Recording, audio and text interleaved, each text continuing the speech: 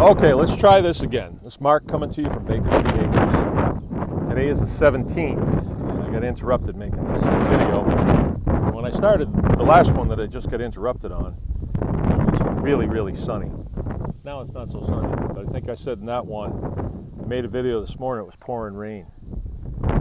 And that's why I decided to make this video, is because now it's in the afternoon, it's 3:30 or so.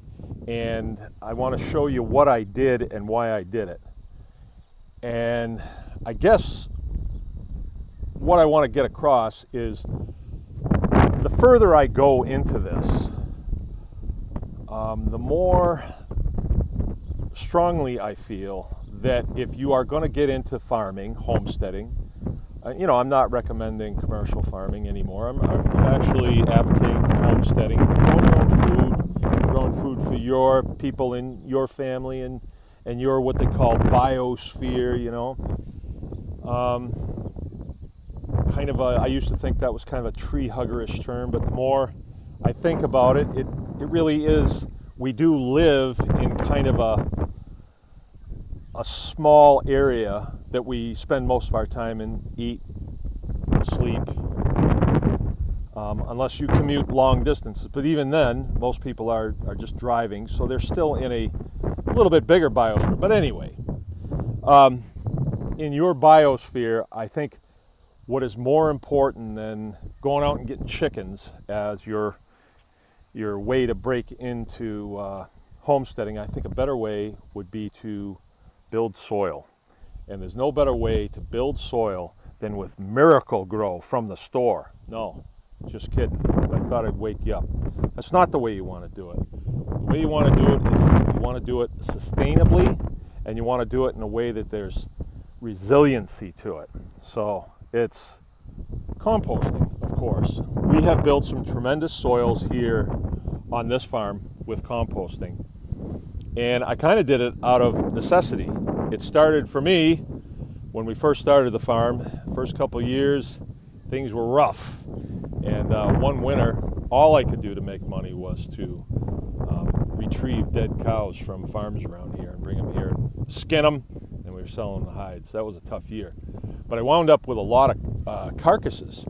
And you know, what do you do with those? So the answer was, oh, you compost those. Somebody told me that. And so I started composting, and there was a farm here that had a ton of manure, and I got a big truck, and I started hauling it for him and making compost. And it was composting these bones and stuff. And then we applied it all to a field that used to be called Sandhill. And now I get some of the best hay off that field that you can imagine. I mean, it's unbelievable with compost.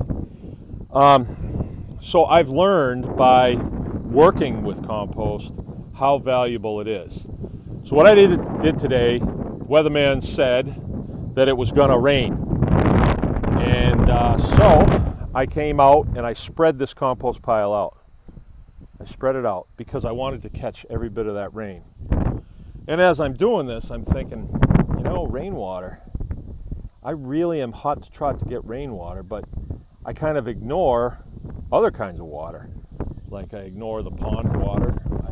I have several ponds on this place. Each one of them is totally different. And the biology in those ponds is very beneficial to what I'm doing here. And this is building a diverse soil, a very diverse soil.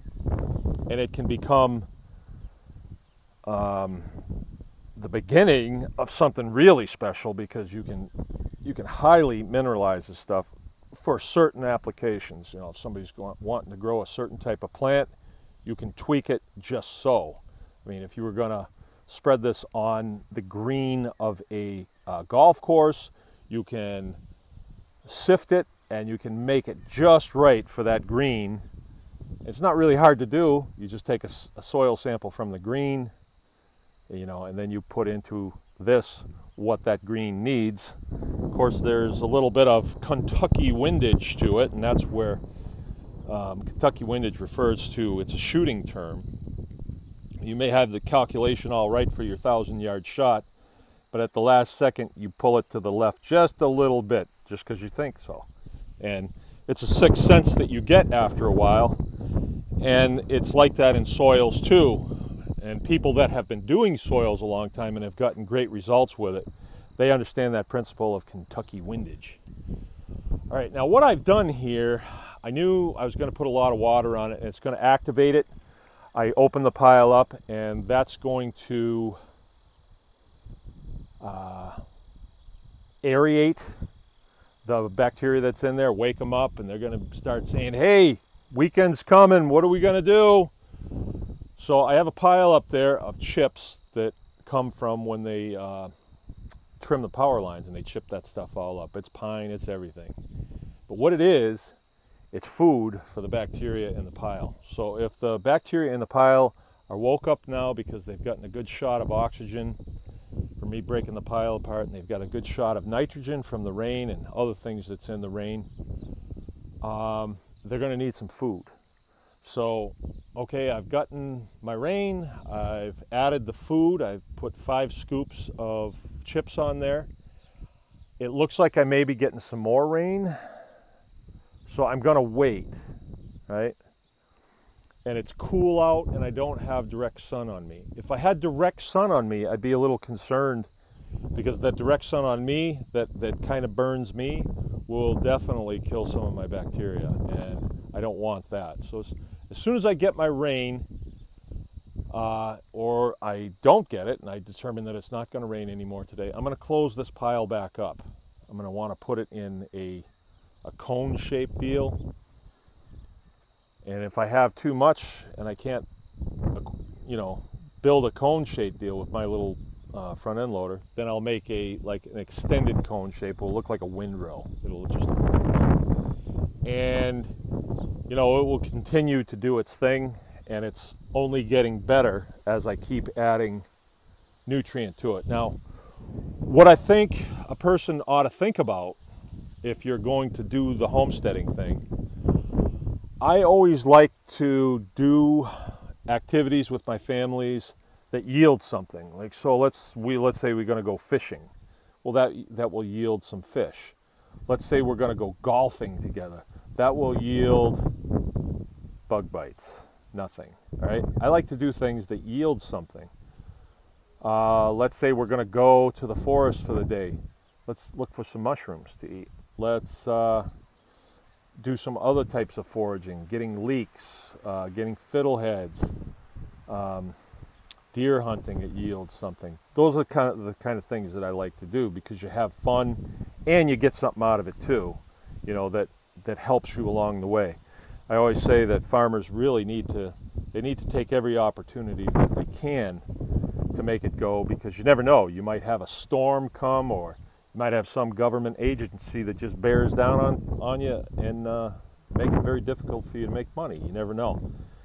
All kinds of things happen in farming, so you got to take every opportunity you can. Now let's just say I went up to the UP last week, Upper Peninsula of Michigan. Let's say while I was up there, I brought home 5 gallons of Lake Superior water. Now that would be unique down here, and that would be very diverse. I don't know what's in it. I suppose if we did a chemical analysis of it, there would definitely be things in that Lake Superior water that would not be in my well water. So I could add that to it. Or I could bring home some seaweed. Remember last year I brought home a bunch of seaweed from Maine it's so abundant, it's not funny. I brought home a ton of it, literally a ton, because I was coming home with an empty trailer, and it's better to have something in it than nothing in it, and fed it to the pigs. So my soil where the pigs are is definitely going to be different because of that than the soil on the next piece of property over. So it's something to think about, and it can be kind of a fun hobby. I used to collect bottle caps when I was a kid. So now I collect diverse biology and bring it home, and it's free and it's good. Okay, that's my message. Mark from Baker's Green Acres. Remember, anyone too far.